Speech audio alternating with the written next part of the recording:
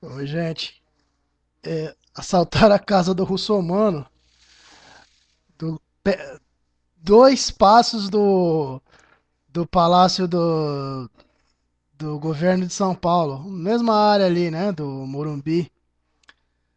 Porra, dificilmente, né, roubam casa de político. Político, juiz, né? Esses caras parecem intocáveis, né? Pela pobreza que eles ajudam a fomentar, que eles ajudam a criar. Porque é o sistema capitalista, predador, que gera essa pobreza que a gente conhece, que no fundo, lá na frente, né, corre, parece que está correndo separado, né? A pobreza da riqueza, mas não. A riqueza é mais lenta que a pobreza. E um dia a miséria e a pobreza encontram com a riqueza lá na frente, e aí há o acerto de contas. O Russomano é um cara que ganhou notoriedade pela defesa do público contra empresas, majoritariamente defendendo dentro do Código de Defesa do Consumidor. Ele até criou algumas propostas, né, para acrescentar no Código de Defesa do Consumidor e atuante nesse segmento aí.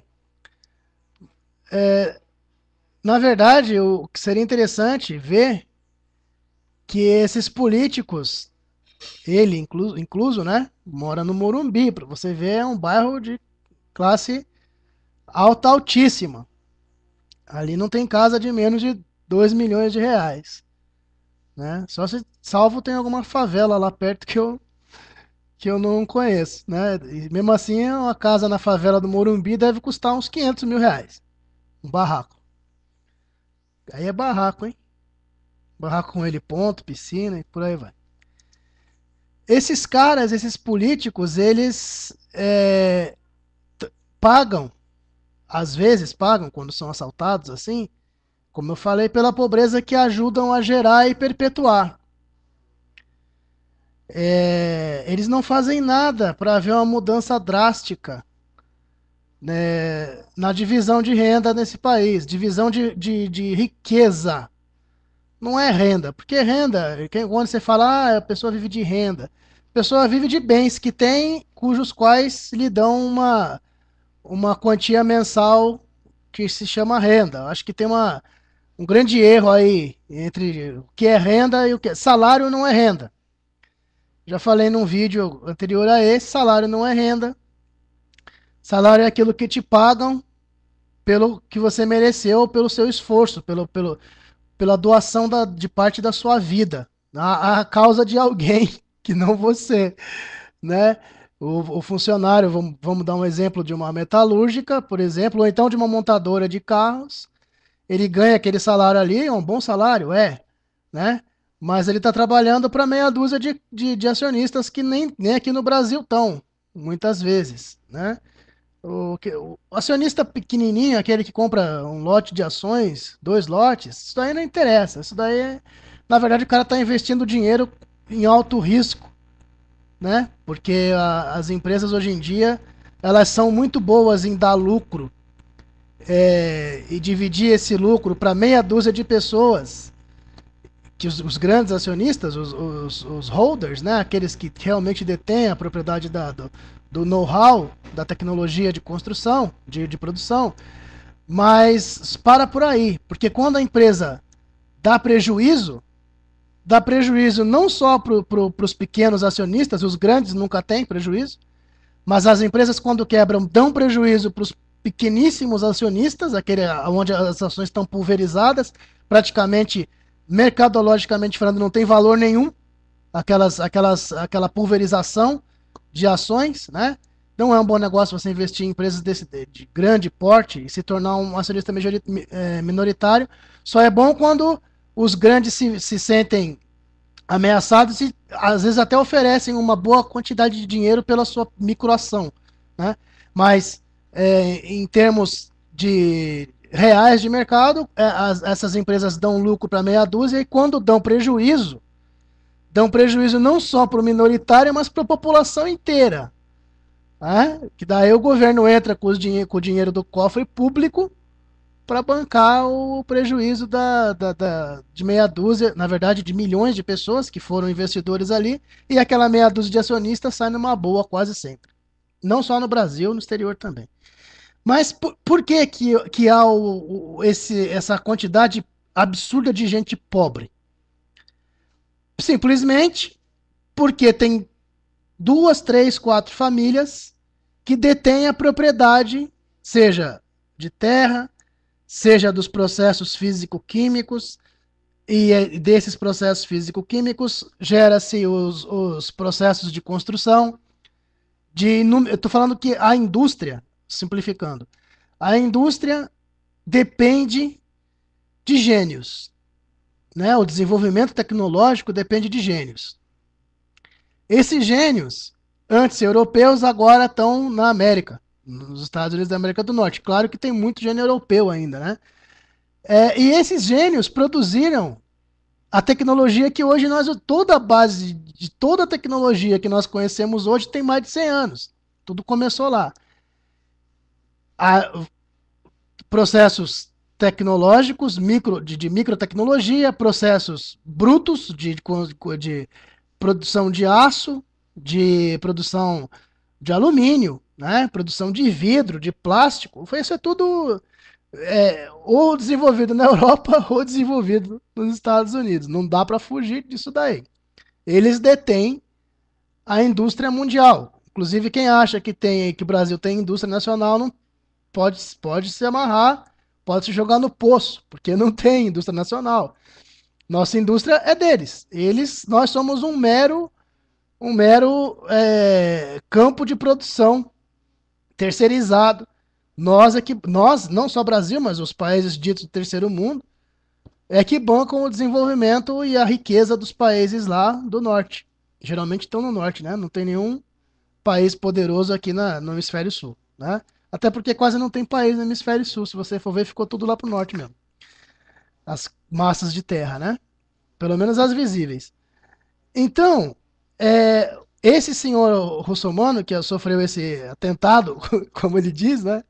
Esse atentado em casa, ele é um dos promotores da perpetuação do sistema que vai manter sempre gente com muita coisa, pouca gente com muita coisa e muita gente sem nada, aceitando de bom grado a situação sempre.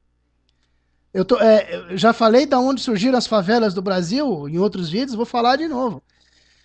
Primeiro, Princesa Isabel, quando liberou os escravos, os coitados dos afrodescendentes, né? Porque eu acho que naquela época não tinha mais nenhum escravo puro, né? Vindo, oriundo da África diretamente. Eram todos descendentes já brasileiros, né? Honrados brasileiros. E sofridos brasileiros. Então, ela quando liberou, quando assinou a Lei Áurea, não pensou onde enfiar aquele monte de gente. E aí os coitados se jogaram no meio do mato, tiveram de viver de caça, pesca, nos quilombos. Até hoje existem quilombos, para vocês terem ideia, completamente desamparados do governo, diga-se de passagem. O governo quer até tirar a terra dos coitados que são legítimos donos dessa terra, porque os caras saíram da senzala pra sarjeta, que nem tinha sarjeta, né? Porque não tinha rua naquela época, praticamente não tinha rua no país, só nos grandes centros. Então, as favelas surgem dessa pobreza gerada pelo próprio governo. A Princesa Isabel não pensou em tirar das terras da família real para dar né? Ou então do Tesouro Nacional para fomentar o início da vida dessas pessoas. Então, parece estar repetitivo, né? Mas tá no passado o prejuízo do futuro, o prejuízo do presente, né?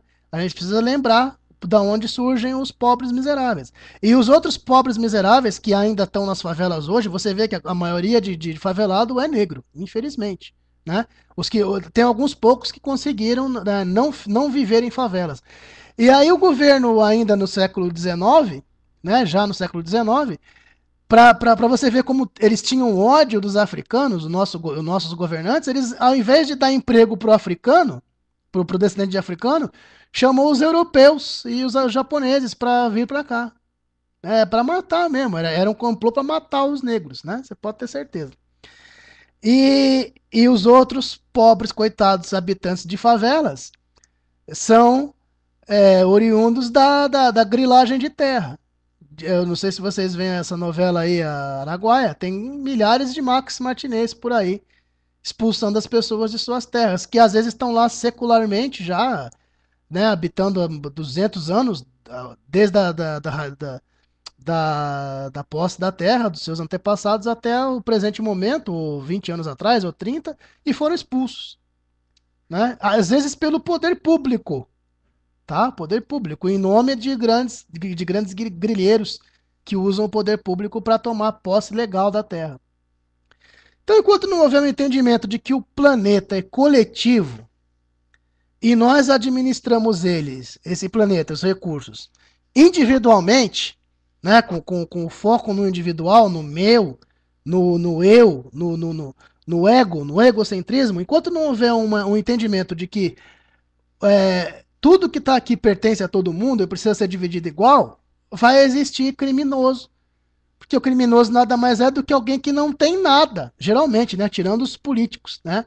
Mas é a pobreza que se gera do sistema, é o refúgio do sistema capitalista, que são os pobres, os miseráveis, é esse refúgio, que depois vai virar um tsunami que vai atropelar o capitalista lá na frente.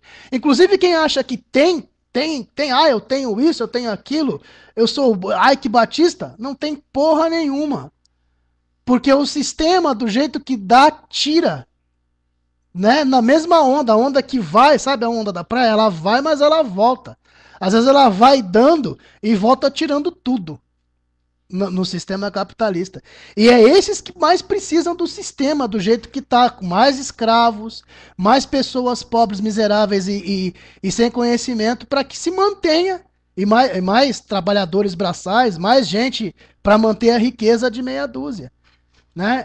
Esses que se dizem autossuficientes, que são os mais importantes, os líderes, esses é que mais precisam do liderado. E o liderado não pode contestar isso, porque se contestar, perde o emprego. Eu duvido que eles possam despedir todos os empregados, porque daí eles não vão ter escravos. Né?